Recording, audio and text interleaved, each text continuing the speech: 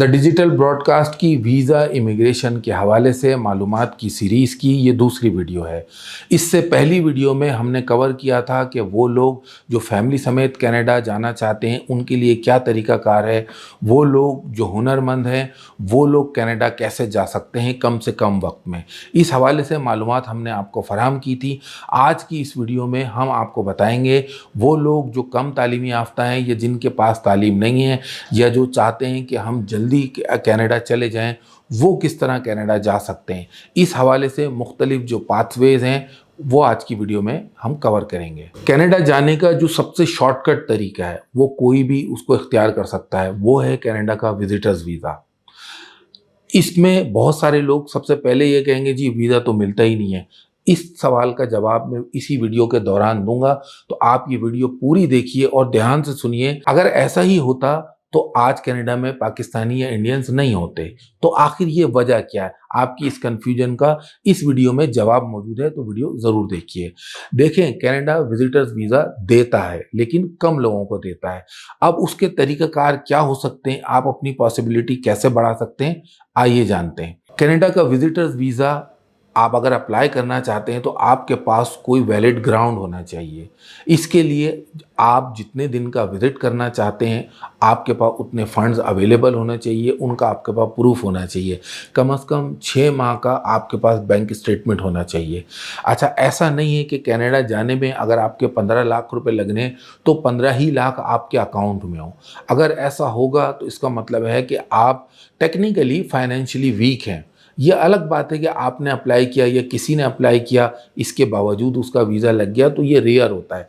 जो प्रिंसिपल है, जो उसूली बात है, वो मैं आपको बता रहा हूँ। अगर आपने 10 दिन के लिए जाना है और फंड्स आपके पास सिर्फ 10, 12, 15 लाख रुपए हैं तो ये इनफ नहीं है। आपके पास इससे दुगने पैसे होने चाहिए, यानी अकाउंट में आपने कम से कम 30-35 लाख रुपए शो करने हैं। अगर आप 2, 4, 5, 10 दिन के लिए 2, 4, 5 दिन के लिए जा रहे हैं तब 10, 12, 14 लाख रुपए फिर उसके लिए इनफ है। लेकिन आपको ये देखना होगा कि आपकी ट्रैवलिंग की कॉस्ट क्या है, टिकट वगैरह मिला के आप जितने दिन कनाडा में रहेंगे वो तमाम कॉस्ट, आपके जो फंड्स आप शो कर रहे हैं वो इसमें कवर हो रही है या नहीं हो रही है। ये बड़ा बेसिक पॉइंट है, चाहे कनाडा का वीज़ा हो या कहीं का भी आप अप्लाई करें। तो अगर आप ये साबित करते हैं कि आप फाइनेंशियली स्टेबल हैं तो आप उस कैटेगरी में आएंगे जब आपको वीज़ा ऑफिसर कंसीडर करेगा कि हाँ, इसको वीज़ा देना चाहिए या नहीं देना चाहिए। अब आप कनाडा के विजिटर वीज़ा के लिए अपने चांसेस कैसे बढ़ा सकते हैं उस पे मैं आपको बताता हूँ। अगर आपने सिर्फ दुबई या सऊदी अरब या किसी दूसरे मुल्क की तरह कनाडा का वीज़ा अप्लाई किया तो आपकी बहुत कम चांस है, तुक्का है अगर लग गया तो, अदरवाइज बहुत कम चांसेस हैं। तो आप क्या कर सकते हैं, आपको देखना पड़ेगा कि आपकी फील्ड क्या है। आप सहाफ़ी हैं, आप खिलाड़ी हैं, आप क्या करते हैं, आप इंजीनियर हैं, टेक्नीशियन हैं, क्या करते हैं ज़िंदगी में, कुछ ना कुछ तो करते होंगे। आप ये सर्च करें कि उसके हवाले से क्या कनाडा में कोई इवेंट होने जा रहा है, कोई कॉन्फ्रेंस हो रही है, कोई वहाँ एनजीओ इस हवाले से काम कर रही है। बहुत सारे लोग हैं जो मिसाल के तौर पे अगर मुसलमान हैं तो वहाँ इस्लामिक कई ऐसी तंजीमें वो काम कर रही हैं। हिंदू हैं तो उनसे रिलेटेड कई ऐसी एक्टिविटीज़ वहाँ होती हैं। सिख हैं तो उनसे रिलेटेड कई एक्टिविटीज़ वहाँ होती हैं। ईसाई हैं यानी क्रिश्चियंस हैं तो उनसे रिलेटेड कई वहाँ एक्टिविटीज़ होती हैं। आप उनको लिखें जो भी वहाँ पे इवेंट हो रहा है, अगर आप वहाँ जाना चाहते हैं आप उनको कहें कि मैं इसमें पार्टिसिपेट करना चाहता हूँ, वो आपको बुलाएंगे। अगर आप स्पोर्ट्समैन हैं, आप कोई भी आपकी फील्ड है उससे रिलेटेड अगर वहाँ पे कोई इवेंट हो रहा है आप उनको लिखें, उन तंजीम से रब्ता करें, आप इंटरनेट पे सर्च करें, आपको ऐसे बहुत सारे वहाँ पे मिल जाएंगे। उस प्रोग्राम की बेस पे आपका उनसे अगर रब्ता हो जाता है, वहाँ से आप एक लेटर मंगवाएं, वो लेटर लगा के आप फिर विजिट वीज़ा अप्लाई करें। ये चीज़ उससे बेहतर है कि आप बिल्कुल ही कहें कि आपने बस, आपकी कोई ट्रैवल हिस्ट्री भी नहीं है, पैसे भी आपके पास इतने नहीं हैं और आपने बस अप्लाई किया, तो वो तो फिर एक तुक्का होगा। आप ये कर सकते हैं, अपने चांसेस बढ़ा सकते हैं। और जो स्किल्ड लोग हैं उनके लिए आप एक पाथवे है जिसे रेड सील कहा जाता है। रेड सील क्या है कि जिसमें इलेक्ट्रिशियन हैं, प्लम्बर हैं, विंड मिल ऑपरेटर्स हैं और बहुत सारे जो टेक्निकल इंडस्ट्रियल जो शोबा जाते हैं उसमें जो काम करने वाले लोग हैं, वो सर्टिफिकेशन के लिए कनाडा जा सकते हैं। वो उसकी बेस पे पहले आप उस अथॉरिटी से रब्ता करते हैं, वहाँ से लेटर मंगवाते हैं। लेटर मंगवाने के बाद फिर आप कनाडा के विजिटर्स वीज़ा के लिए अप्लाई करते हैं।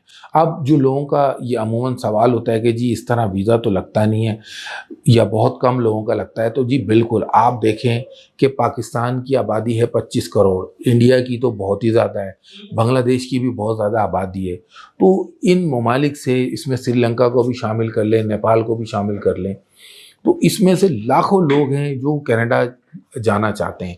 आप इन मुल्कों में या इन शहरों में एक तो एम्बेसी आप गिनती से कर लें उसको, तो वो 5 बनेंगी, 6 बनेंगी, इससे ज़्यादा तो नहीं होंगी। तो जाहिर है अगर लाखों लोग किसी जगह अप्लाई करेंगे तो सबके सबका तो वीज़ा अप्रूव नहीं होगा। लिहाजा पाथवेज ये बिल्कुल ठीक हैं, आप अप्लाई कर सकते हैं। अगर आप ये नहीं करते तो दूसरी सूरत क्या है? दूसरी सूरत ये है कि आप अपनी ट्रैवल हिस्ट्री बनाएं। ट्रैवल हिस्ट्री के लिए आप शुरू करें ईरान, अज़रबैजान और ये ताशकंद, समरकंद, ये जो इस तरफ जो सेंट्रल एशिया वाली कंट्रीज हैं यहाँ जा सकते हैं। अदरवाइज़ आप थाईलैंड, मलेशिया, सिंगापुर, जापान और ये यूएई वगैरह, दुबई वगैरह, सऊदी अरब, इन मुल्कों में आप जाएं, अपनी ट्रैवल हिस्ट्री बनाएं। इसके बाद फिर आप यूरोप का एक आध बार विजिट करें। पहले यूरोप के जो नॉन शेंगन कंट्रीज़ हैं जैसे बोस्निया वगैरह है, वहाँ का आप वीज़ा अप्लाई करें, वो आपको फिर इजी मिल जाएगा। जॉर्जिया है, नॉन शेंगन कंट्री है, वहाँ का आप अप्लाई करें, वो आपको इजीली मिल सकता है। तो जब आपकी ट्रैवल हिस्ट्री होगी, जब उसके बाद आप कनाडा का वीज़ा अप्लाई करेंगे, तमाम चीज़ें आप ट्रांसपेरेंट, आपके मामलात होने चाहिए, डॉक्यूमेंट्स आपके ट्रांसपेरेंट होने चाहिए। अगर आपका केस मजबूत है, आपकी प्रोफाइल मजबूत है, तो आपको वीज़ा मिलने के बहुत चांसेस हैं। एक बात जो बुनियादी तौर पे मैं आपको बताऊं, जो मैंने आपको बताया, इसको समझना ज़रूरी है कि वीज़ा कनाडा का अप्लाई करने वालों की तादाद बहुत ज़्यादा है। ये एक मेन रीज़न है वीज़ा रिफ्यूज़ होने का। लिहाजा अगर किसी का वीज़ा रिफ्यूज़ होता है तो उसका ये मतलब नहीं है कि जी बस साढ़ा तो कम ही हो गया, ऐसी कोई बात नहीं है।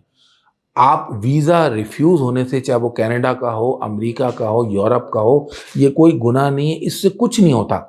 आपको थोड़ी तकलीफ होती है, आपकी एक्सपेक्टेशन पूरी नहीं होती, लेकिन टेक्निकली आपके प्रोफाइल पे, आपके कैरियर पे इसका कोई असर नहीं पड़ता। आप ये सोच लेते हैं कि जी मेरा तो पहले रिफ्यूज़ हो गया, तो मैं दोबारा अप्लाई करूँगा तो मेरा होगा नहीं, ये बिल्कुल गलत ख्याल है, बोगस बात है ये। वीज़ा चाहे 100 बार भी आपका रिफ्यूज़ हो जाए, जब आप वीज़ा ऑफिसर की नज़र में आप एलिजिबल होंगे, आपको वीज़ा ज़रूर मिलेगा। तो आप वीज़ा रिफ्यूज़ होने से ना घबराएं।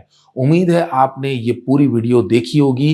कनाडा आप कैसे जा सकते हैं, चाहे आपका कोई भी प्रोफाइल हो, उसके लिए आसान और शॉर्टकट रास्ते क्या हैं, इन तमाम चीज़ों को हमने द डिजिटल ब्रॉडकास्ट की इस सीरीज़ की 2 वीडियो में कवर किया है। अगर इस हवाले से आपका कोई सवाल है तो आप कमेंट बॉक्स में हमसे पूछ सकते हैं।